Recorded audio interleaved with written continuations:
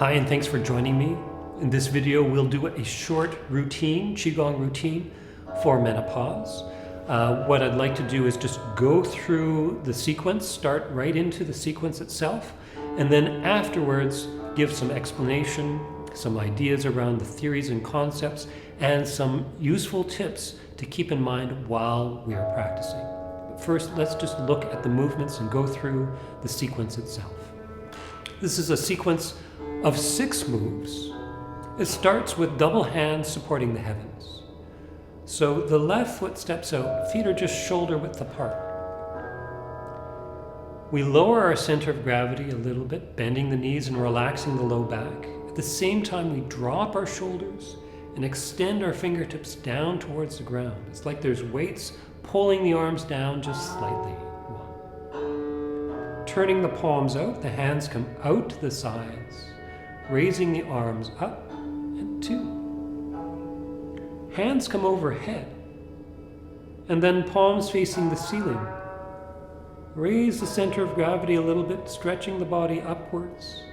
We point the fingertips up and lift the heels just a little bit. 3. Set the heels down, bring the arms out to the sides and down, relaxing the shoulders. And 4. Same thing again, setting down. 5. Hands coming out to the sides. 6.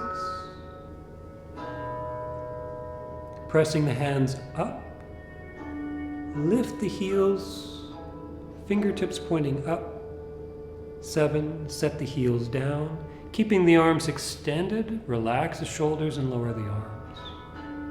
And 8. That same motion 2 more times. Setting down. 1. The center of gravity stays where it is as the hands come up. 2. So we stay settled here. And then as we press the palms up, lift the center of gravity, coming up. 3. And then set the heels back down, relaxing and lowering the arms.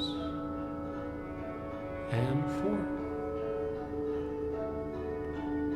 One more time. Sit down. 5. Turn out the palms. Raise the arms. 6. Breathing in. As we press overhead, breathe out. Lift the heels. Set the heels down and lower the arms. And 8. The next move, raising the arms, turning the waist. Fingertips together. The hands are at our sides, and we bring the arms out to the sides, lifting the hands to shoulder height. At the same time, we're turning the upper torso to one side. And then as the hands come to shoulder height, open the hands out, then lower the arms, and then turn back to face front. And 2. Hands at our sides, fingertips together. We turn the other way as the arms come up again. 3. The hands open. Relax the shoulders, gradually lowering the arms as the spine comes back into alignment. And 4. 2 more times that same motion. Fingertips together, turning the body, raising the arms. Stretch the fingertips out. And then lower the palms, keeping the body upright, shoulders relaxed. 6. One more time, close the fingertips together. As the arms come up, breathing in. Open the hands out. Gradually breathing out as the hands return to our sides. And 8. Raising the arms, or raising and lowering the palms. Third move, fingertips pointing towards each other. We bring the hands up about chest height. 1. Turning the palms to face down. The hands come down until they're level with the lower abdomen. And 2. Repeating that same motion, palms facing up, To keep the shoulders relaxed, bring the elbows out to the sides. 3. Lower the elbows, lower the palms. And 4. 2 more times. Breathing in as the hands come up. Setting the palms down, breathing out. 6. 1 more time. Nice full breath, breathing in. Lowering the hands, breathing out, keeping the body upright. And hands at our sides. 4th move, clearing heart fire. We step out so our feet are a little wider than our shoulders. Placing our hands on our thighs. The 4 fingers are in front. The thumbs are on the sides of the thighs. Weight is on the heels and the body's upright. This is mainly a move to stretch out the sides of the body. So we lean to one side. 1. And then we bring the body back up and 2. Leaning to the other side. 3. And then coming back upright, and 4. The hands are on the thighs, but they can adjust and move. And one reason to do that is because as we lean to one side, the opposite arm, we want to straighten the elbow. And then come back into alignment. 6. So there's this stretching of the side of the body and the extension of the arm. 7. Straightening back up. And 8. Wind blows the lotus leaf. Last 2 moves. For this move, we bring one hand up in front of the midline, palm face up. Other hand comes underneath. Both hands come up about chest height. 1. And then we point the fingertips in front of us, still one palm over the other, and straighten the elbows so the hands come straight out in front of us. 2. We then bring the arms out to the sides. 3. And then straighten the elbows, extend to the fingertips. Then turn the palms over, relax the shoulders and lower the arms. And 4. We do that same sequence, it's just that we change which hand comes up first and which hand follows underneath. 5. Pointing the fingertips forward, hands go out at chest height. 6. Bring the shoulder blades towards each other to bring the arms out to the sides. 7. Stretch out to the tips of the fingers and then turn the wrists, relax and lower the arms. And 8. 2 more times that same sequence.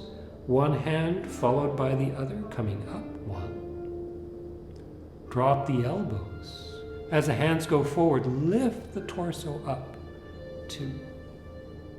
Draw the hands out to the sides. 3. Stretch out from the front of the shoulders to the fingertips. Relax and lower the arms. 4. One more time. One hand followed by the other. 5. Extending out. 6. Drawing the hands out, breathing in. Breathe out, extend to the fingertips and lower the hands. And 8. The last move, the 6th move in the sequence, centering the heart. We bring one hand in front of us, in front of the chest, palm open, fingertips pointing up. The other hand, we bring the fingertips together and we bring it around to the small of the back. So we can either rest on the back of the spine just above the sacrum, or it can be held a little bit away from the body. So one hand in front of us, palm open.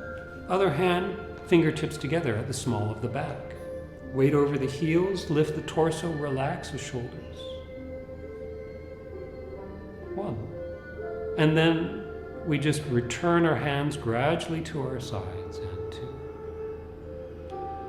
switching which hand is in front and which hand is behind. 3. Relax the shoulders, lower the elbows, gradually bring the hands to our sides. And 4. So to bring one hand in front and one hand behind, it helps to turn the body a little bit so that one hand goes in front, one hand goes behind. So we close the rear hand and bring the other hand, fingertips in front of us. We turn the body to face front again.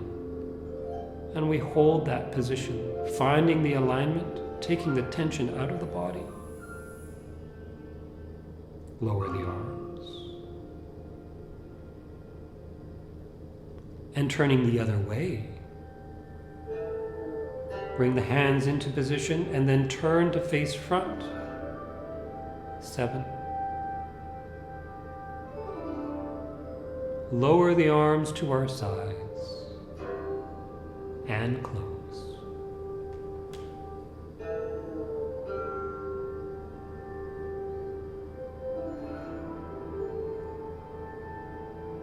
Very good. A short, simple routine of 6 moves. First question is, why on earth would you do a Qigong for menopause being led by a guy? It's a fair question. And to answer it, I want to actually take a broader view of Chinese medicine's view of what is the significance of menopause, how is it described in terms of the channels. Unfortunately, this takes a little bit of explaining, so bear with me. I eventually will come back to a very pertinent question, which is, why is a guy teaching a Qigong for menopause? In Chinese medicine, there's an idea of how the channels change as a woman goes through that perimenopause transition. There's an idea that there's a central, it's not even a channel, it's called a vessel that connects the reproductive organs through the stomach to the heart, right? And then extends up to the area around the mouth.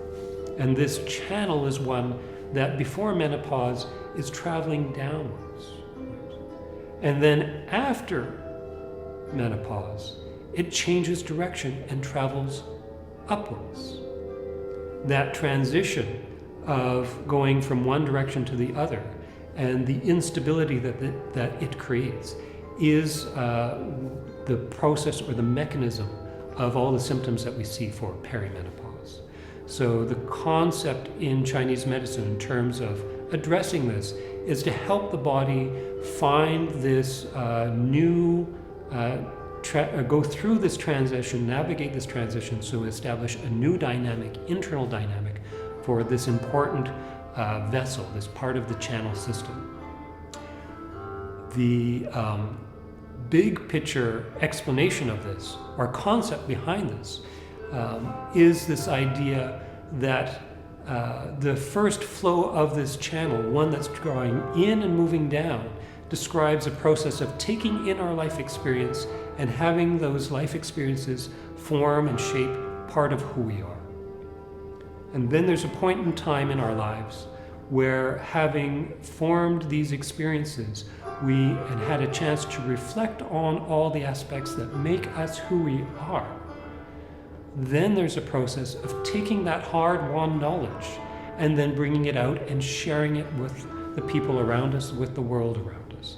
And this is the overall big picture and description of that state of transition from pre-menopause to post-menopause.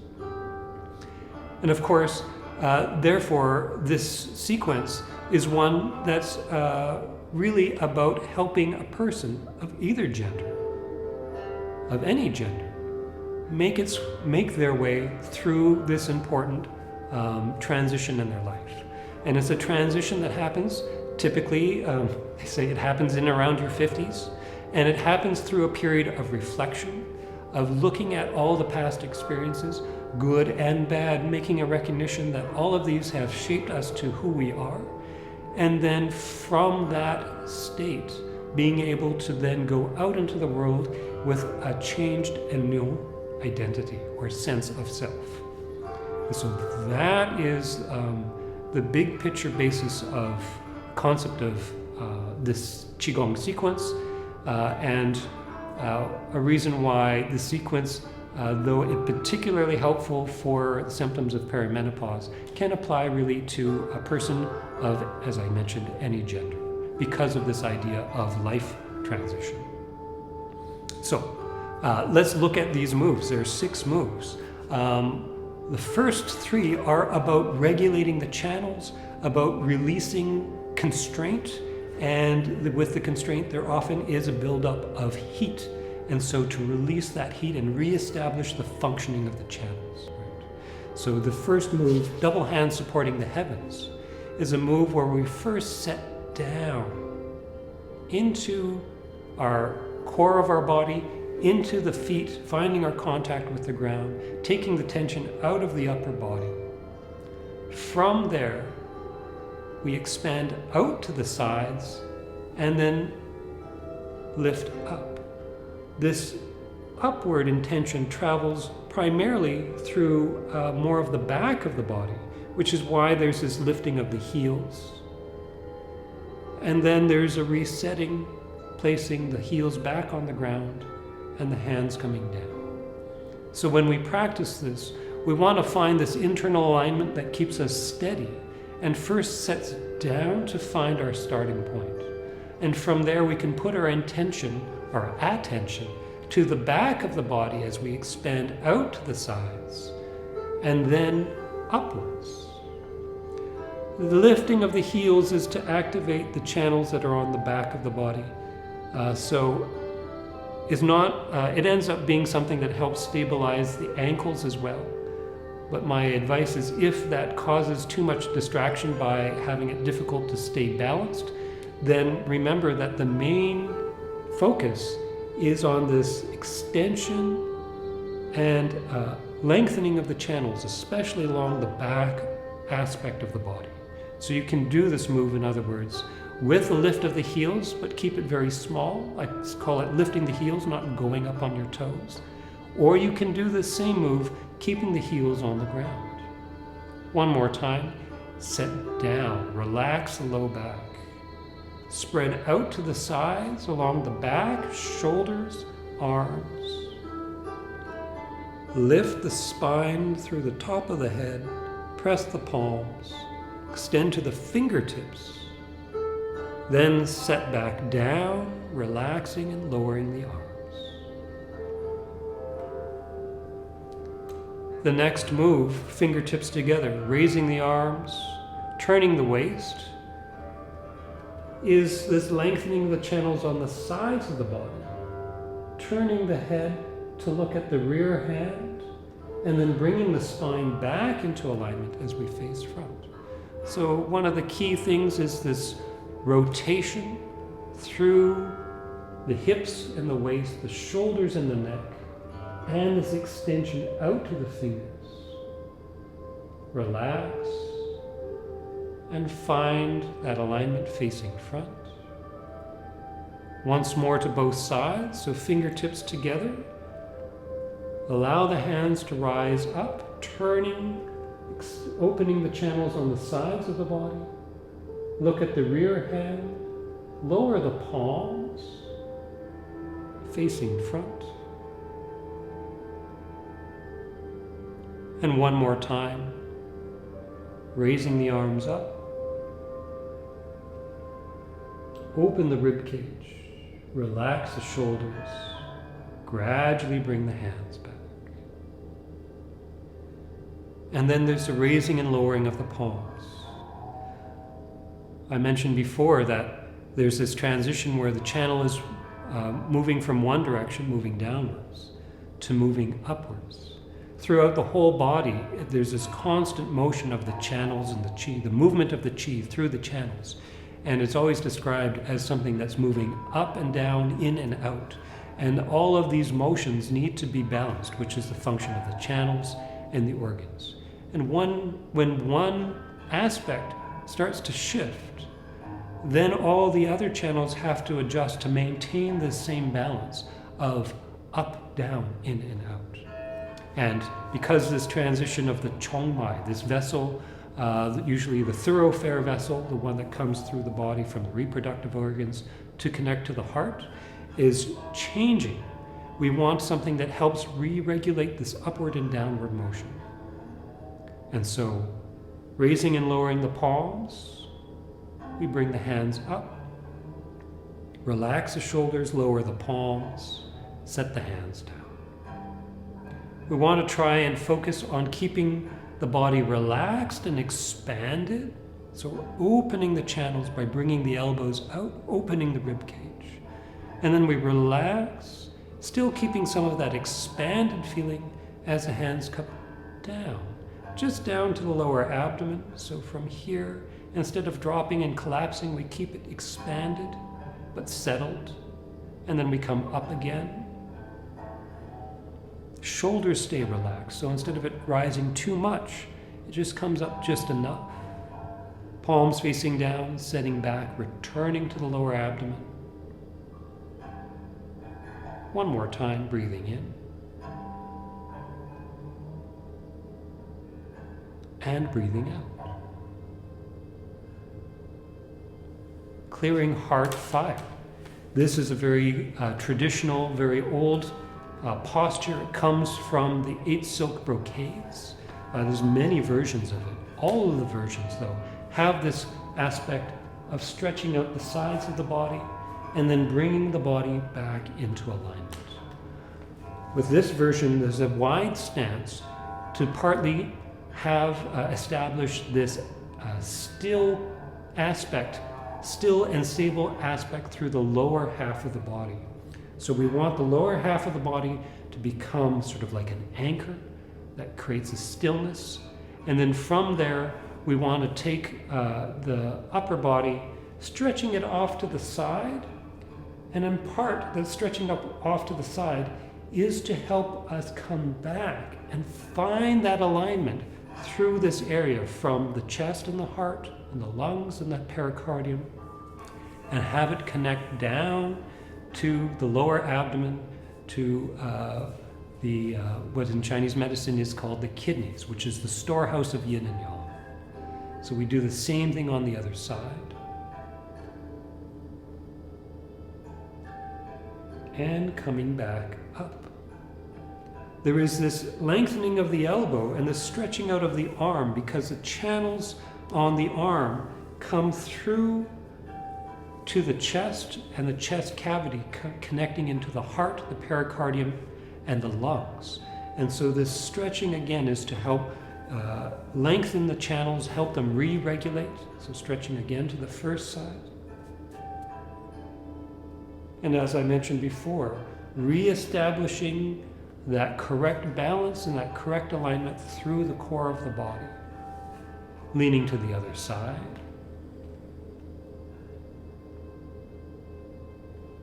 And straightening back up. Last 2 moves. There's the wind blows the lotus leaf. Again, helping find and smooth out the motion through that channel and that vessel that comes through the core of the body. The arms extend out. We extend to the fingertips, then relax and lower the arms.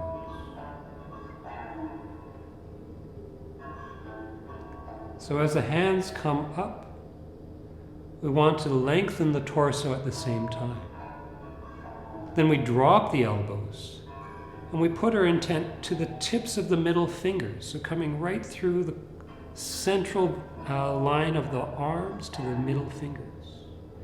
To bring the arms out to the sides, we think of the thumbs and the index fingers, and we use those to smooth the arms out.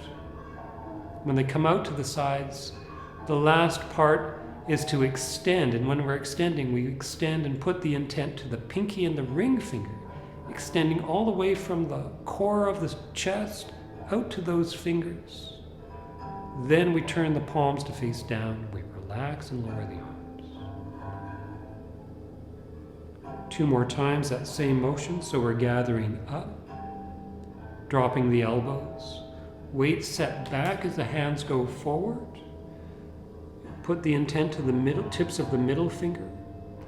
Bring the intent to the thumb and the index finger as the arms extend out. As we stretch, think of the pinky and ring finger leading that stretch. Then relax and lower the palms. One more time, gathering up. 5, extending forward. 6, opening out. 7, extending to the fingertips, lowering the fingertips, and 8. And then the last move, centering the heart. One hand in front, other hand behind. So one hand is at the chest, the other is at the center of the low back. Weight is over the heels, relax and lengthen the torso, relax the shoulders. And then gradually allow the hands to set down to our sides, taking the tension out of the elbows, out of the forearms, out of the wrists, out of the fingers. The body turns a little bit to one side and then lines back up as the hands come back into position with the hands switched. Keep the chest open, the low back relaxed.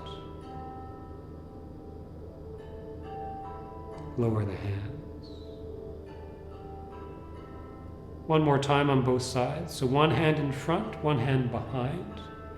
In Chinese medicine, the heart is associated with fire, while the kidneys are associated with water. And we're reestablishing a connection between the two that helps the two remain in balance. They say that the water keeps the fire from blazing out of control, while the fire moves down to the kidneys, to the water, to warm the water and activate the water. So the two mutually support each other.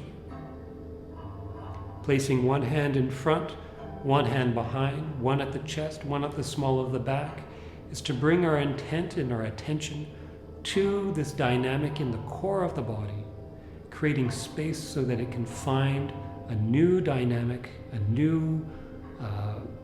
establish a new balance at the core of the body.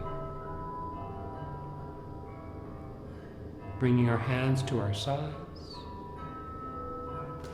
and close.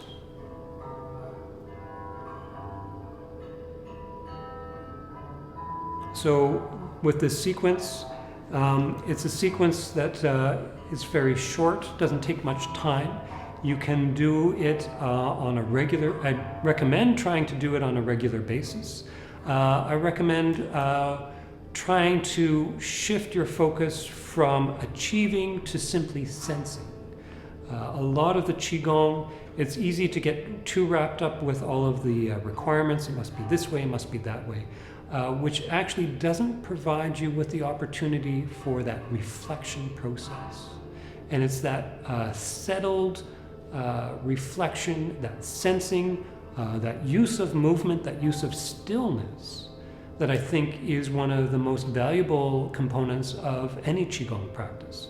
And especially for one which involves the type of channel transition that we've just been describing. So thank you for watching. Keep training, keep practicing, and take care.